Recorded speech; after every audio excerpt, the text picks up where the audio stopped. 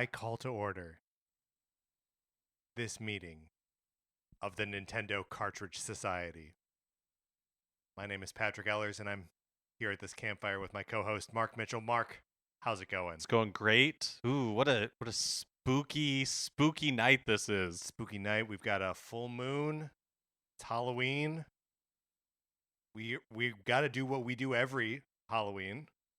We have for, I don't know, Decades. It's got to be decades. And like our forefathers did before us. Mm-hmm. Right, so centuries even, possibly. We don't know how far it goes back. Part of what's scary about it is that the record is sketchy, right? Yeah.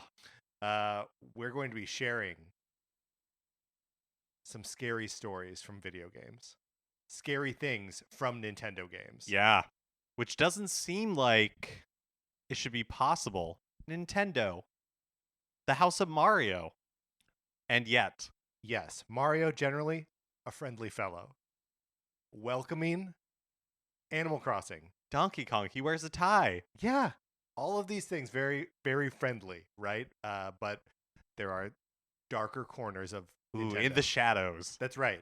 Which we are not. I suppose we're casting shadows. We're casting shadows. We got this nice fireplace keeping us warm. Uh-huh. Under the full moon. That's right. So we're gonna share some stories. Like 3 to 5 each.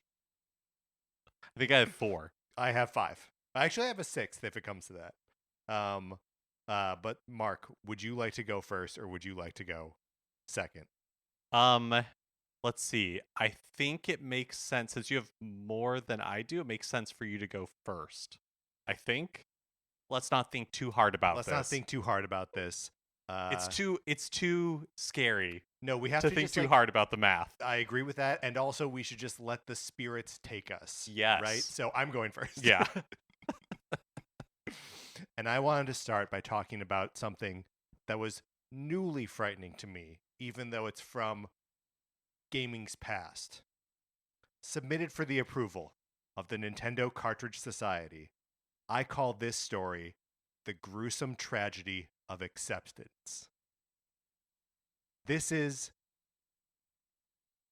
Pooh from Earthbound. Oh, okay. A game that you and I played for the first time earlier this year. Yep. Had a really good time with. There are many gruesome and or terrifying things that happen in that game, particularly towards the end. But one of them that I have not really been able to shake since we played it is Pooh mastering. He goes through this trial of mastering Moo, this like mysterious energy, and he does so by meditating on a mountaintop. And you go into this meditation. First of all, like someone tells you not to go up there. Then you climb to the top of the thing. Someone says, "Hey, stop meditating. Come follow me." So you are like opting all the way into this thing, right? Like, yeah, and at the point in the game that you're introduced to Pooh, like you have already been introduced to 3 other playable characters, like children, and nothing like this happens. No, when you're like gathering your party. The most like tragic thing that happens to any of the rest of the characters is usually just paternal indifference, right? That the fathers in that game are largely absentee. But Pooh is meditating. You've opted into this thing. On your way up to the mountain, someone compliments your beautiful eyes.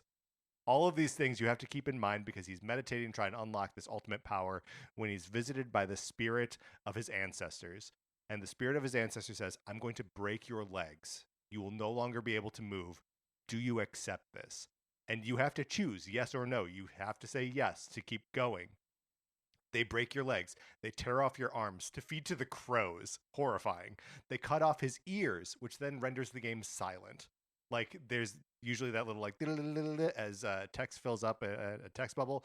That's gone now. There's no music. And then finally they take your eyes, which makes everything but the text disappear. And again, remember, you were just complimented on your beautiful eyes. And then the last thing they take is your mind. And you are not able to actually accept them taking your mind. You accept all the other hardships. And then he comes out the other side, changed, more powerful, able to use like powerful star offensive magic and teleport and all this kind of stuff. But it's just a scary, freaky moment. Yeah.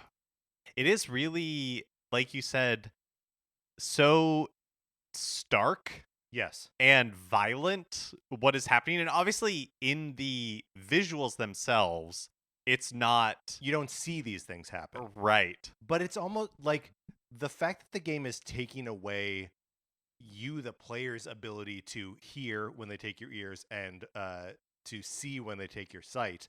Like, that's a more effective way of like putting you in the character's like head and perspective uh, than just about like any other scary moment I'm going to talk about here. Yeah, and it I think that is such a good example of the sweet and sour dynamic of Yep. this game, where, like you said, your journey up to this trial that you have to go through, and you have to, like you said, you have to accept basically all of Yes. these. It's not just that it happens one after the other without you agreeing to the action. Right.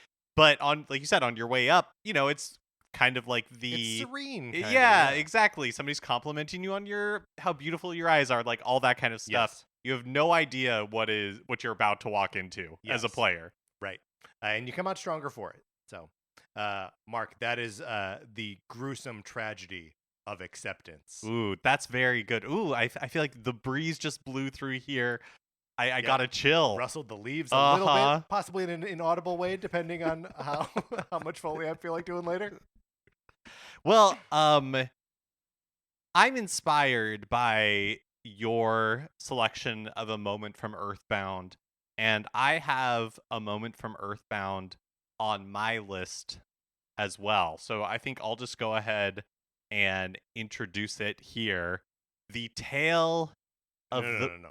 Oh, yeah, of course. No, how could I forget? I've shamed Right. my forefathers, That's right. Because we've been saying this forever. tracing all the way back Mhm. to at least Roanoke, where the record goes a little murky. It gets a little, yes, a little fuzzy there. Submitted for the approval of the Nintendo Cartridge Society. I call this story The Tale of the Broken Mind.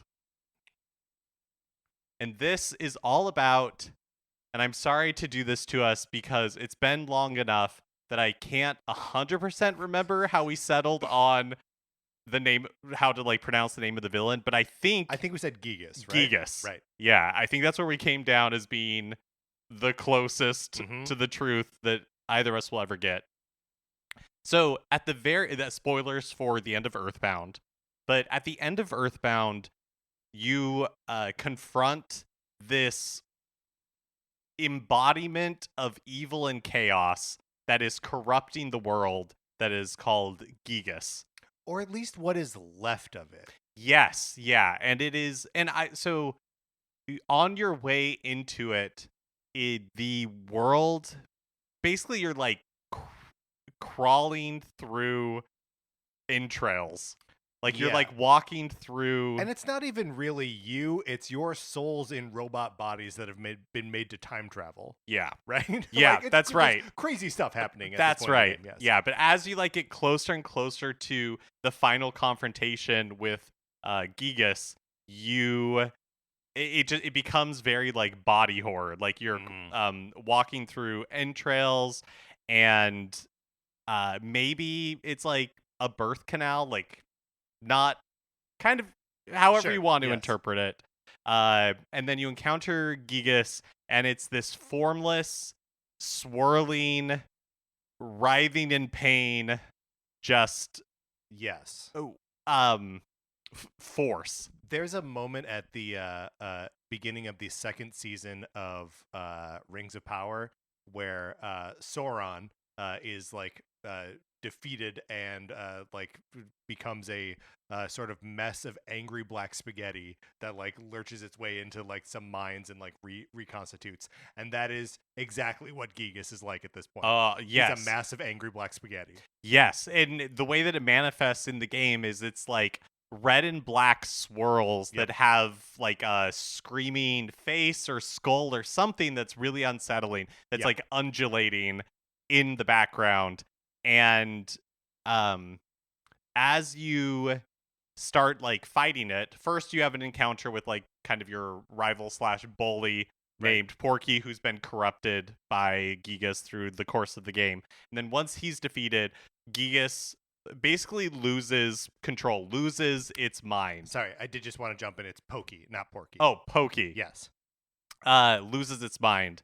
And it starts kind of like doing like a HAL from 2001 A Space Odyssey type thing. Yes. But it's this mix of like its messages are talking about it, how much pain it's in. Mm-hmm. But then also it will occasionally say things like, I feel good, with good like really drawn out. And then the more that you the way that you attack it is not through actual like attacks, it's another action that you take that I guess I won't spoil here. But the more you do that, the more just like it begins to twirl and spin and writhe, and it's just Yes. it's really upsetting. And honestly, it is another moment where the game is breaking the fourth wall in like a compelling way to address the player directly, or where like the player's like actions and feelings are having an effect on the gameplay. So much like the poo moment where you are accepting every bit of like body horror that you're about to inflict, you are like integral to what's happening in this moment of the game. And I feel like some of these on my list are things that I experienced as a child. Now looking back on it, I'm like, that's funny that I thought that was the case, because that's very clearly not. But this is something I encountered as an adult, and it still got is to you. Yes. like sticks with me. Yeah.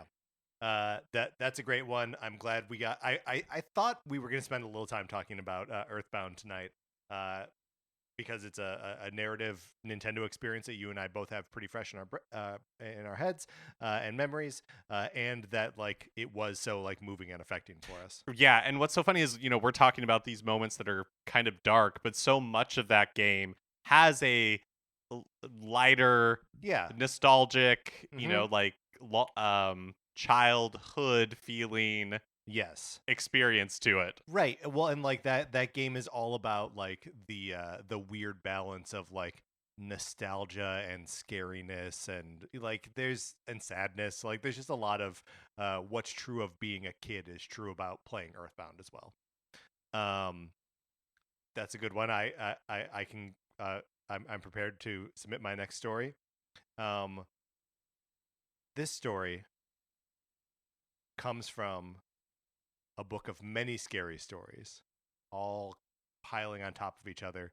This is not going to be what most people think of as the scary moment from this game. Submitted for the approval of the Nintendo Cartridge Society, I call this story The Pseudonym and the Business License.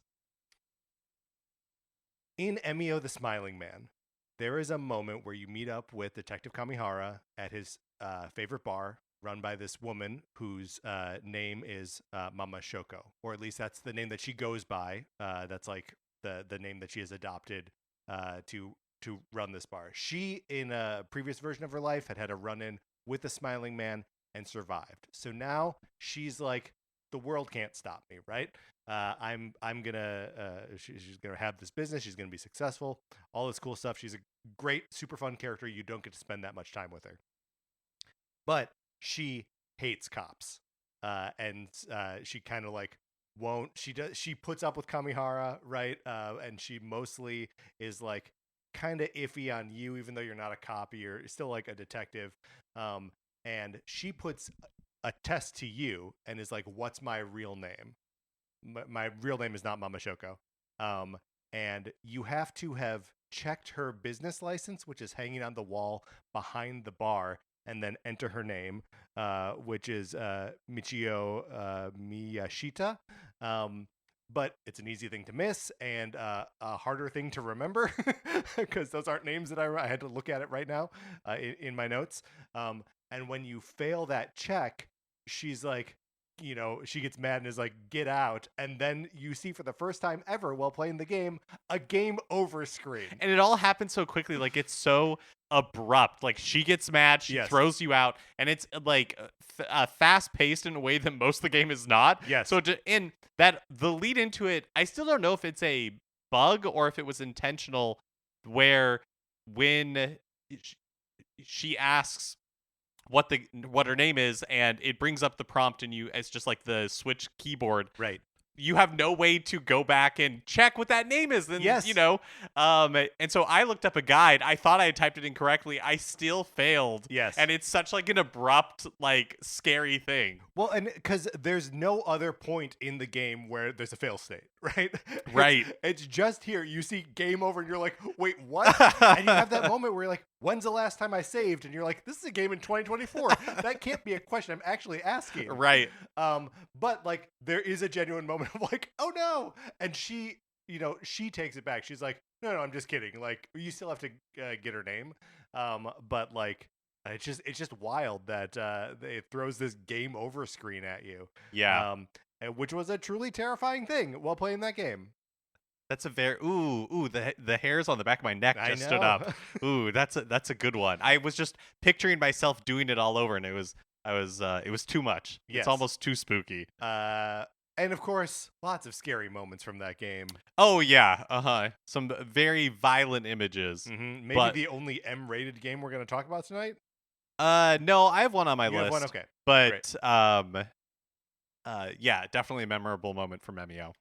So that is the pseudonym and the business license. Very good. Well, my next one comes from a game that premiered on the Nintendo GameCube, but is not actually a Nintendo first-party title. So I'm kind of sneaking it in here in the spirit of the season. Mm-hmm. And that is a story that I'm going to call. Well, but are you? Yes, yeah, yep. I'm backing right up. Submitted for the approval of the Nintendo Cartridge Society. I call this story "The Tale of the Isolated Village." Because the game that I want to talk about is Resident Evil 4. And Resident Evil games are not really scary. I feel like you need to take that back. Well, I mean, now. like in the same way that it's scary in the way that like a haunted house ride, or like walking through a haunted maze at Knott's Berry Farm or something like that, sure, is scary, right? It's a lot about like jump scares and that sort of thing. It's not like Silent Hill that's trying to be, like twisted. Sure, it's not trying to mess with your head. It is playing with like the conventions of like a slasher horror or like a zombie horror movie, specifically. Right? Yeah. And like in a Resident Evil game, you expect to like every time you walk by a conspicuously placed window, right? You're a little nervous.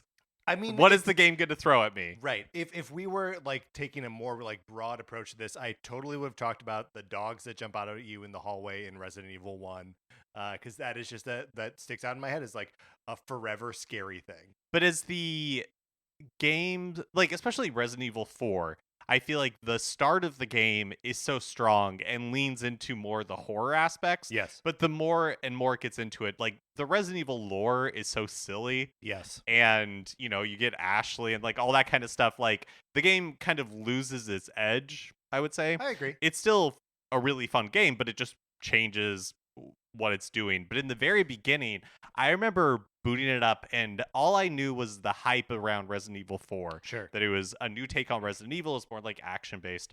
And so, you're Leon Kennedy, you're getting your mission, you're in a car. Saving the president's daughter. You're saving the president's daughter. You kind of get like ambushed. And so the first time that you're taking control, you're walking down this road and all of a sudden a big boulder gets pushed at you, and there's like a real-time action button press you have to do to push that A dodge out of the way. But then you make your way to this little village with some farms, a few buildings, and there's a church, notably. A church, and there's a few of the residents kind of walking around, hanging around outside. And once you like approach, all hell breaks loose.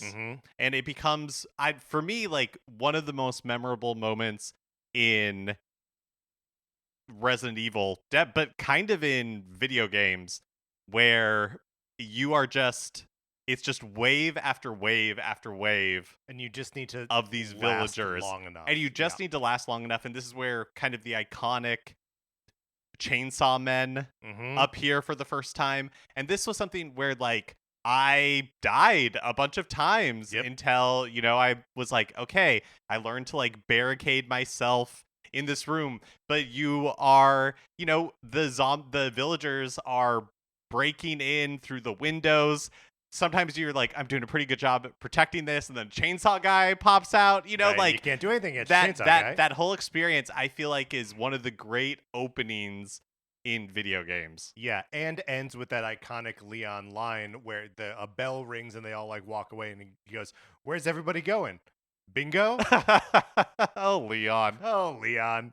I would say that there that moment and the moment a little bit later in the game, maybe like halfway through, when you are holed up in like that cabin with like that Yeah. NPC, it's a very similar thing where it's just like waves and waves of enemies, and it's a little like 2-story cabin, and like the first floor inevitably gets taken over, and you have to like abandon it and retreat Go up the upstairs. stairs. That sort of like siege mechanic in a video game is so, and a zombie game in particular, is so cool, and I just wish it was in more stuff. Yeah. And it's so scary. Yeah, no, I absolutely agree. The thing that I like about or that I think sets the first part of it apart is like you are stuck in the cabin, Yes. right? In the second siege.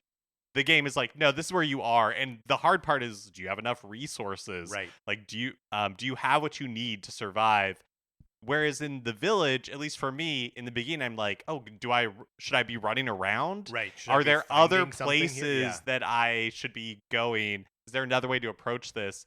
And maybe there is, but eventually it was like, no, I just have to like hole myself up in here. Right. And that discovery just felt really organic. Yeah, man, what a good game. Yeah, Resident Evil 4 is a great game. The last time I played it was when it was released on Switch. So it was probably like 2018, Sure, 2019 or something like that, but I haven't played the remake. Oh, you know what? This reminds me that that remake is on sale for like $20 through Halloween. So I gotta Ooh. actually go ahead and make that purchase. All right, what was the name of that one? I'm sorry. The name of that one was The Tale of the Isolated Village. Very good. Ooh, did that just make your... It made my the back of my throat Oh, dry. yes. Right? Oh, yeah. How many ways can we communicate the physical effects of fear? We're going to find out. Uh-huh. Just like our forefathers did. Just like our forefathers did before us, and then the record got hazy. Yeah, Roanoke, right. All right. My next story comes from a place of it's like an existential horror that we're about to explore here, with a character who is so used to being an undeniable hero and a champion for good. Submitted for the approval of the Nintendo Cartridge Society, I call this story The Futility of Heroism. The first time, Mark, I made a real honest effort at playing The Legend of Zelda Majora's Mask, I was like, okay, it was the 3DS version, right? I never really like dug into the Nintendo 64 versions. Playing the 3DS version, and the game is surprisingly open. It's on this 3-day cycle. You're traveling back in time, so that you don't have to experience the moon smashing into the city of Termina. And so you can approach these dungeons kind of in whatever order you want, right? And the first dungeon that I was like, this is the one I'm gonna approach, was the Goron one up in the mountains. The mountains have been frozen over, right? And so I go up there and I'm doing like the little side quest to open the dungeon, complete the dungeon, everything thaws. The Goron village is like restored to its former glory. The Gorons are so happy. And then I reach the end of the 3 days, and I have to, use that the ocarina, play the Song of Time, and go back to the beginning of the 3-day cycle. Link is better for it now. He is stronger. I've progressed in the journey, but my act of heroism is wiped out. The Gorons have not been saved because I went back in time and reversed it. Right.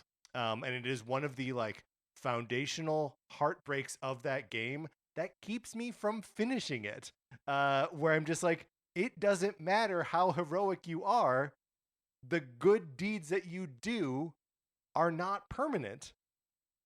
You make progress, but the people you help do not. in the moment. Yes. Yes. Yeah, in that 3-day cycle, that is true.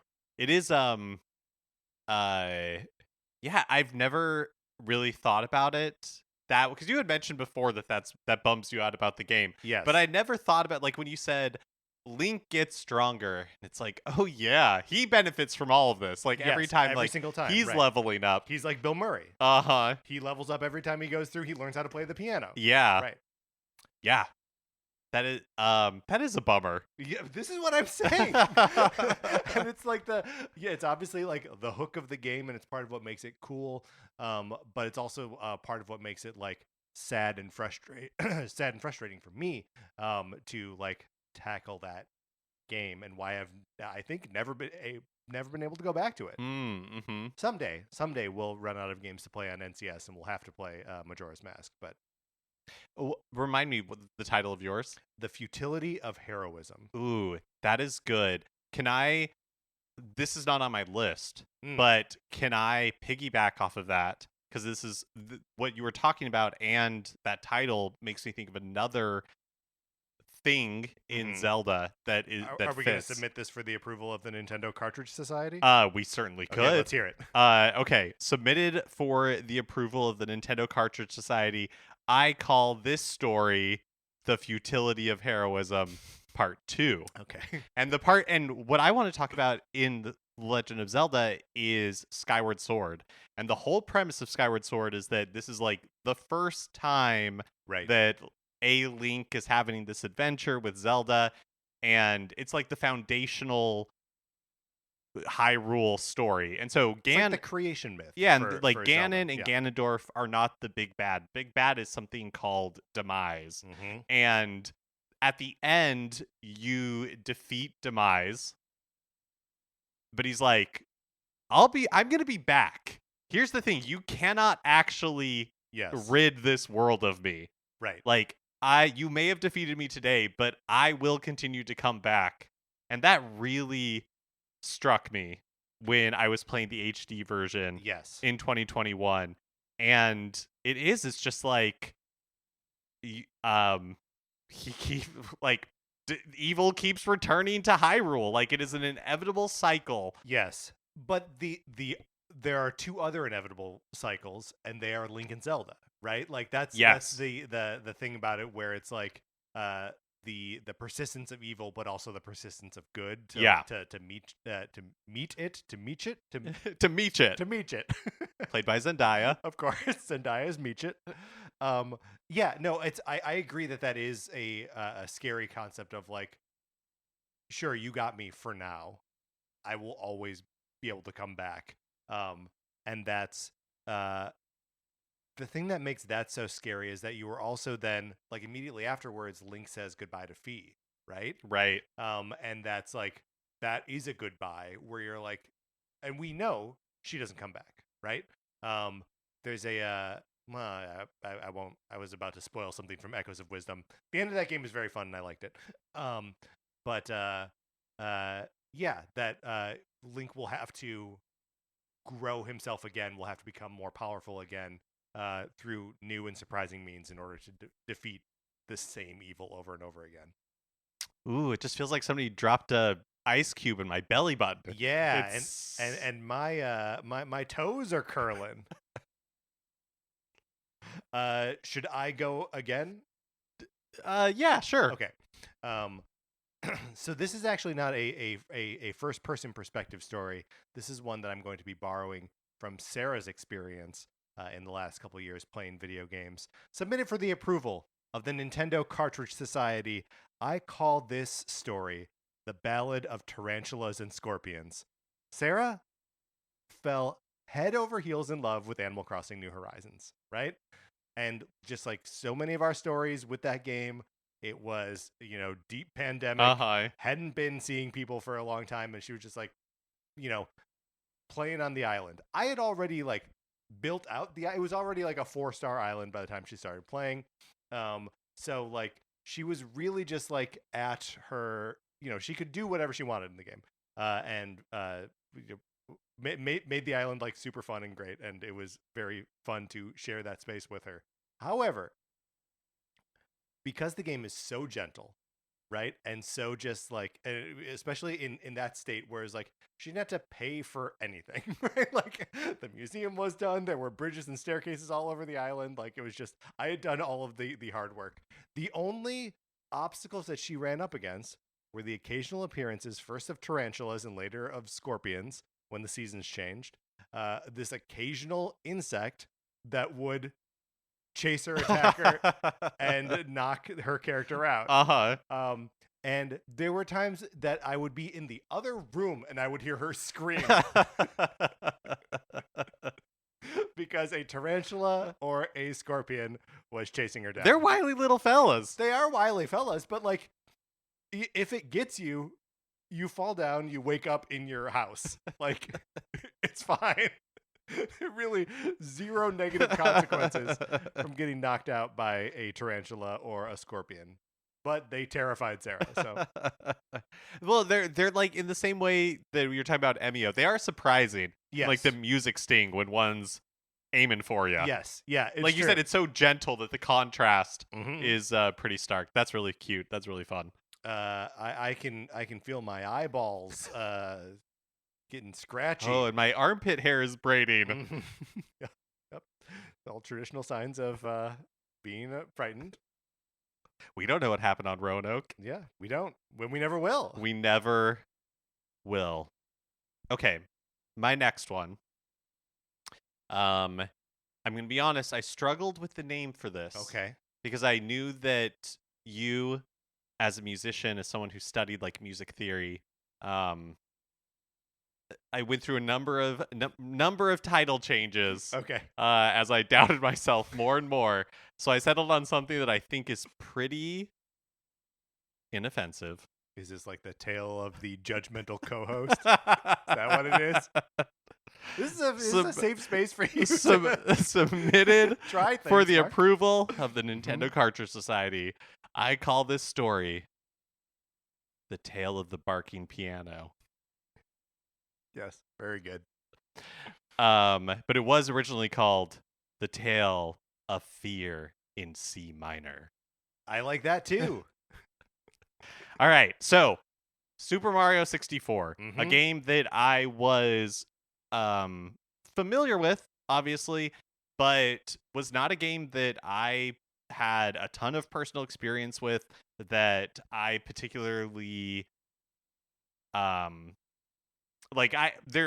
I still like Mario 64. I didn't play it when I was young. I didn't play it when it first came out. I find it a difficult hang. Right. Our experiences with the game are like kind of the opposite, right? That like I was there at Target on the day that it launched in 1996, getting my Nintendo 64, telling the guy at Target to open the other box of stuff that he had. Pilot Wings, no thank you. I was not leaving that store with Pilot Wings.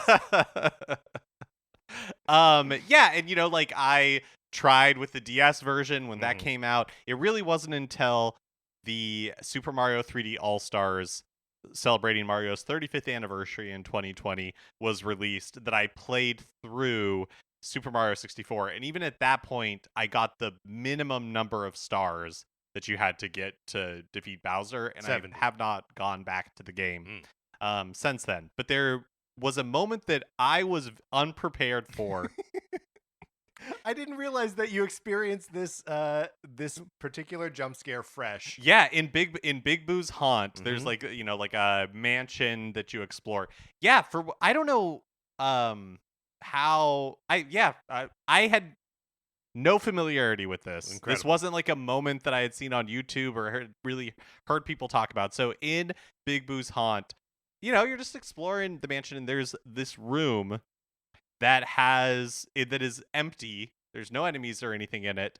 But in one section of the room, there is a grand piano and like a piano stool where you could. So you naturally are drawn to it. You're drawn to it because it's the only thing in the room. Also, I believe there's a red coin like under it. Oh, okay. Yeah, that totally could be.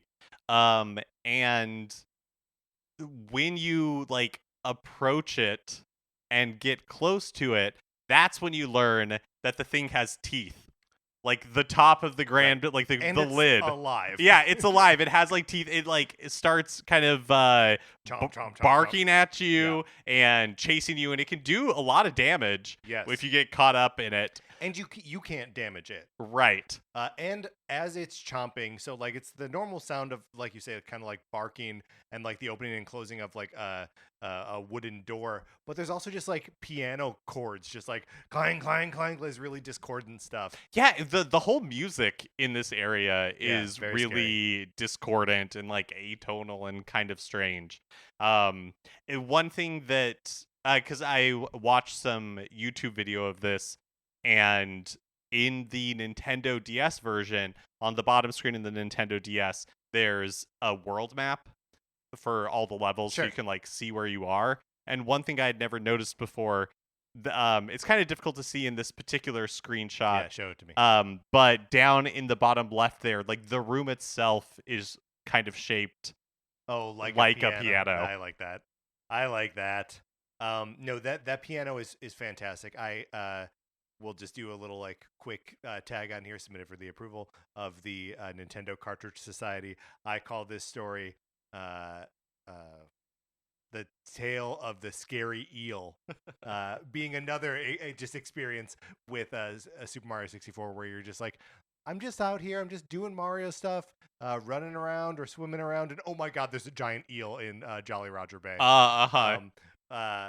Yeah, just, and that being like a big scary thing that's like you always know is there, you can't do anything about it, and it can really mess you up, which is what part of what makes that piano so scary.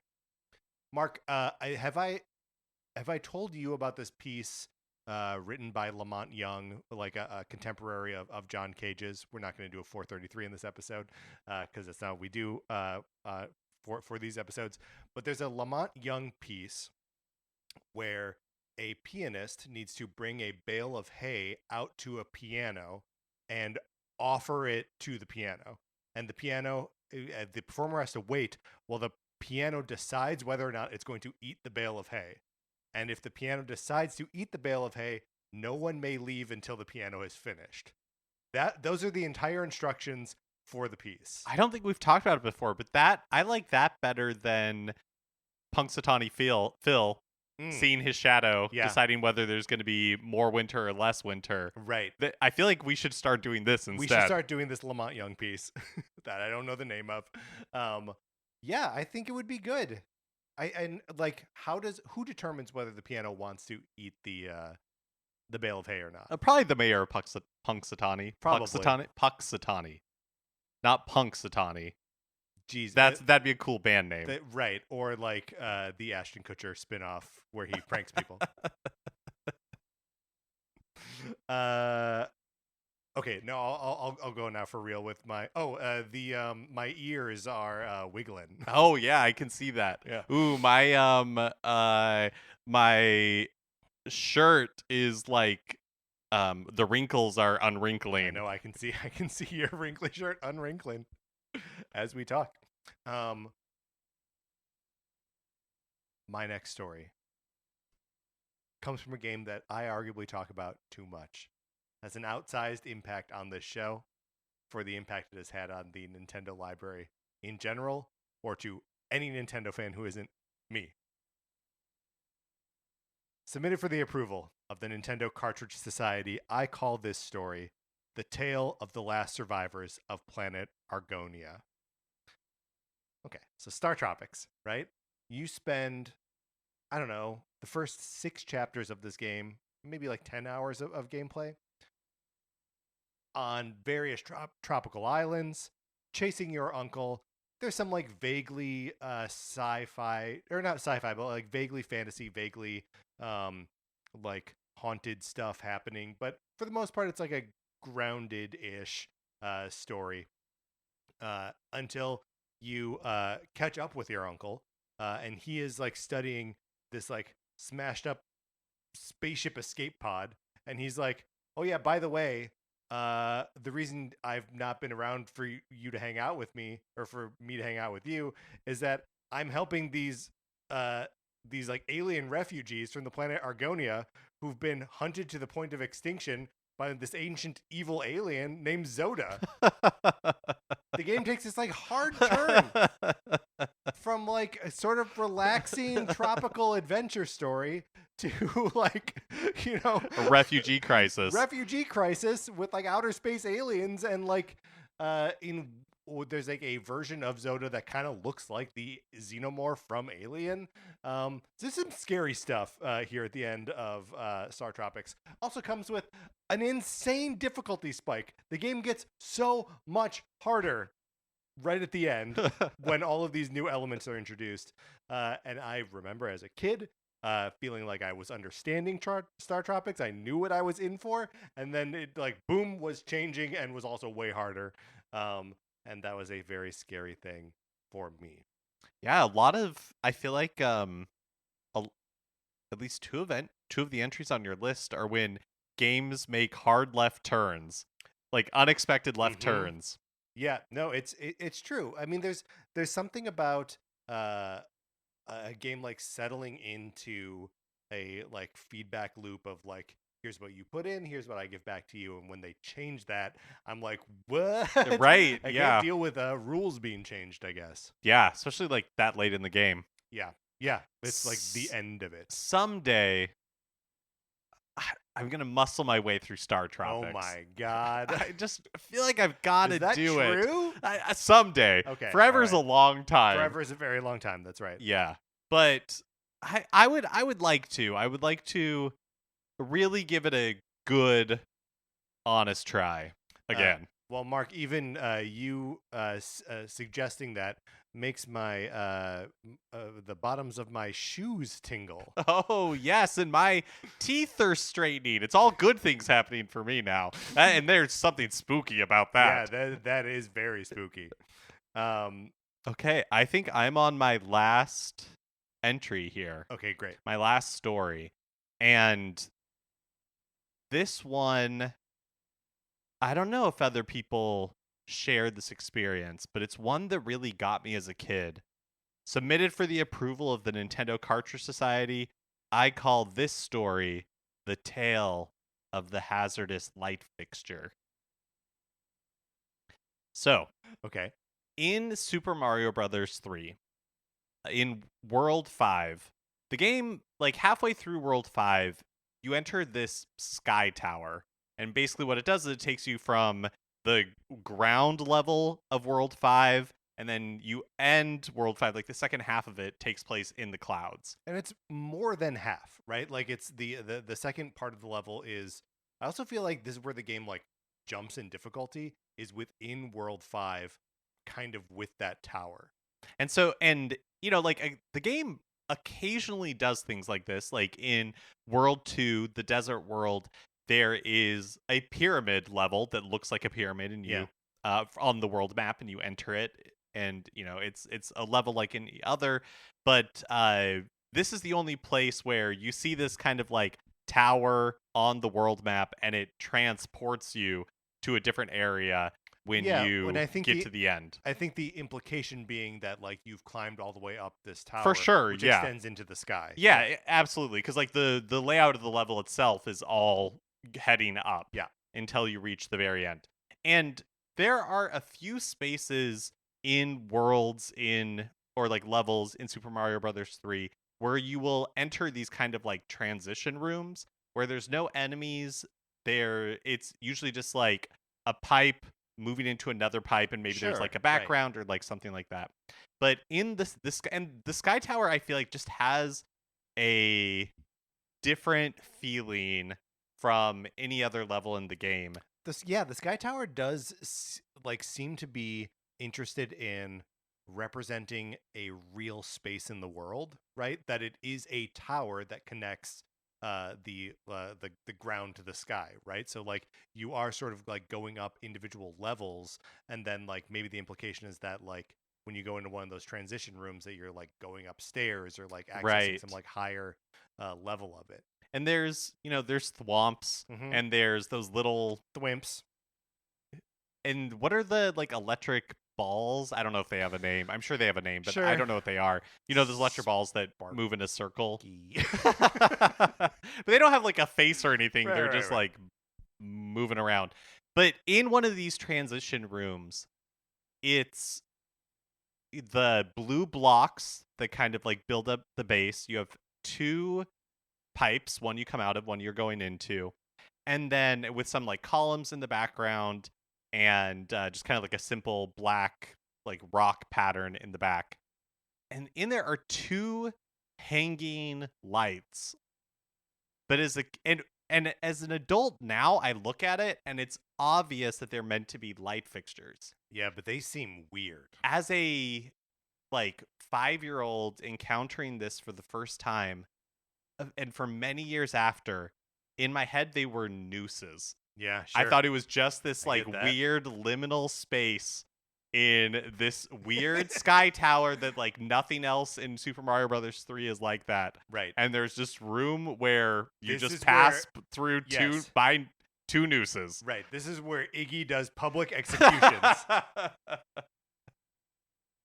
And it always just like, even now, passing through that room in the game, I think because of the feelings it gave me as a kid, like I still find it an unsettling space. There are, I think it's part of that same like sprite, as part of that same graphic that almost looks like chains and manacles, like as though they had people chained up there as well.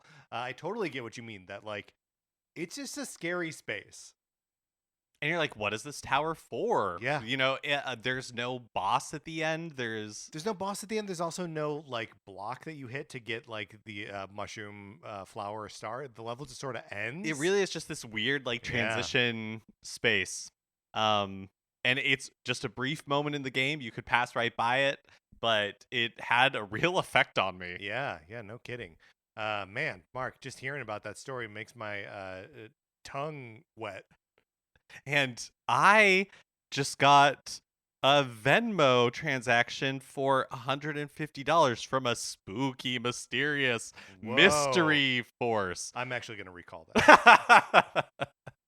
All right, then I guess I have one more story that I had in reserve, just in case, and I feel like now's the right time because it's a recent scary thing, not recent, semi-recent scary thing that we talked a lot about at the time, but I don't want it to fall out of our memories. I want this to be something that we remember, and we remember to be scared of, even as we move away from the Switch generation. Yes, whatever this is, this should be a scar. That's right. This is something that we should look back on in upsettingly urgent fear. Oh, I can't wait to find out what this is. Submitted for the approval of the Nintendo Cartridge Society, I call this story The Legend of the Patchwork Clown. If he sees you, run away. There's a level in Yoshi's Crafted World called Be Afraid of the Dark, where you go into it, and it's a dark level. It's in sort of like a spooky section of the game, but like most Mario or Yoshi games, even a spooky section isn't that spooky, really. Like, it's just got the trappings of spookiness. And this, at the beginning, is basically the same. A new feature that you'll see in this level is like there are little areas where there's like a lamp post, and so there are small areas bathed in light. Like, okay, that's a neat atmospheric thing. And then you hit one of those little blocks from underneath that, it gives you a little information about the level. And this one just says, if he sees you, run away. And it's like broken up oddly on like separate lines, justified left, justified right. If he, line break, sees you, line break, run, line break, away, ... A truly like deranged way to like set this text. If he sees you, run away. No indication of who he is or why you would need to run. But as you progress through the level, you will eventually encounter a small patchwork clown carrying the biggest axe you've ever seen. And if he sees you, he starts swinging that axe and running after you. He's faster than Yoshi. He can't take any damage. There's no way to like get him to stop chasing you other than to re-enter those pools of light from the street lights or street lamps. So just this horrible patchwork clown whose name I don't know, but it's fitting, right? That for something like this, that we would have at least one entry with a clown. Yeah. If he sees you, run away. I am really glad that you brought that up. Yes. So I didn't purchase Yoshi's Crafted World, but I remember you playing the game, and when I came over to like record an episode of the show or something, like you have to see this. Yes. It truly is one of those things. Like I liked Crafted World just fine. But like it's a largely forgettable experience with the exception of this one level. Especially because the rest, or maybe not the rest of it, I haven't experienced all of it, but it's so gentle in so many aspects, right? Yes. The game, Another example of this thing. Yeah, yes. the game feels like it's like coddling you, and it's kind of like how a Kirby game is, right? Absolutely. Where it's like, yeah, like there's a fail state, but you kind of have to work real hard to get there, Right. And it's more just about experiencing the vibes and Yoshi and Poochie and all of that, and then this one element, One horrible clown. yeah. Yeah. He's a scary guy. I am really glad that you reminded us of that.